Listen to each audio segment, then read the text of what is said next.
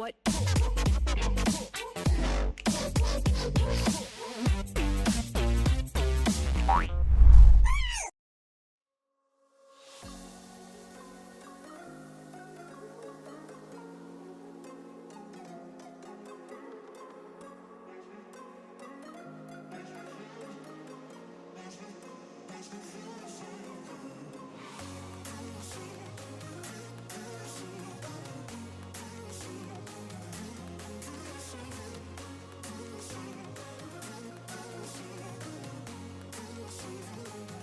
Whether any wards have gone in very recently, and now he's going to make his way in. Is that seismic shove going to land? It is going to hit onto Life, who tries to get out.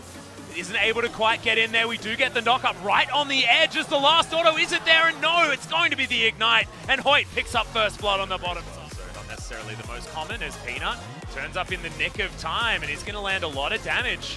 The seismic shove is going to at least get him out. Zenith Blade is going to knock down a lot of those little rocks on the ground, but that is not going to be enough for Canyon to survive through it. It will be a trade as Life falls down once again. 1 for 1. It was like 6 seconds. Yeah, and he's just chilling behind. Okay. Well, you know who's not chilling? Life. Life is, oh no, he's still going to be able to use the flash to get over, but I actually thought that he'd shorted a bit of a back, but already had that Runic Echoes completed. So now, once again, it's Peanut's chance, and here's the Wombo combo. I thought there might have been a Rakan there, but I could have also been wrong, Papa. That's what you do. Well, have you coordinated this top lane dive? As QV might be a little bit surprised about this one, as Canyon just steps up. There's a gravity field there, and look at that burst damage.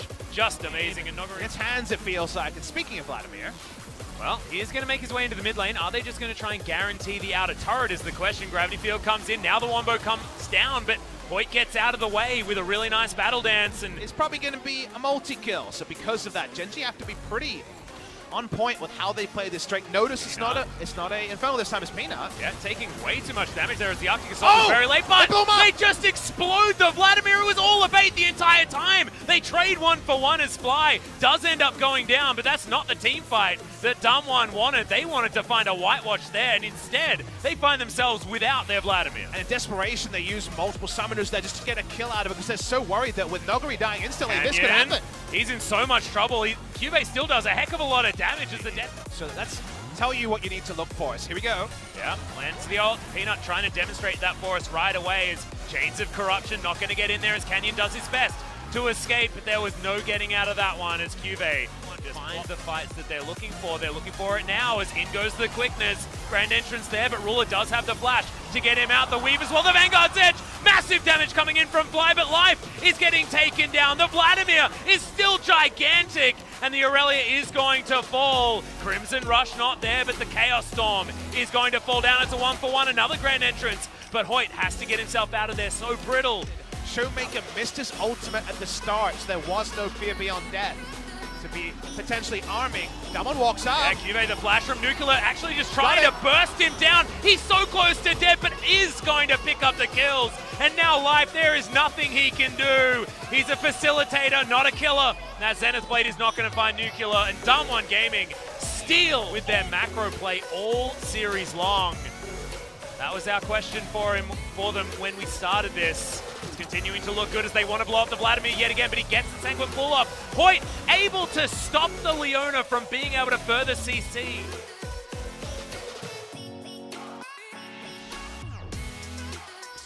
Yeah, this Nexus, only a couple of turrets there, but Noguri, he's just going to get rid of the champions underneath his Ruler. See you later, mate. You are not going to survive that Hemo Plague as 2 members die in the blink of an eye. Fly looking on in horror from the relative safety of his fountain, but how much safety actually is that? As Life turns up, wonders why everyone is dead.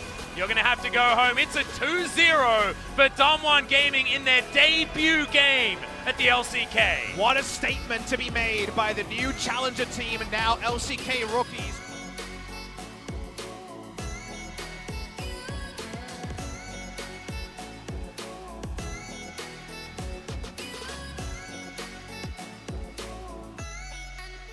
A 2-0 over the runners-up of the Kesper Cup in Gen G.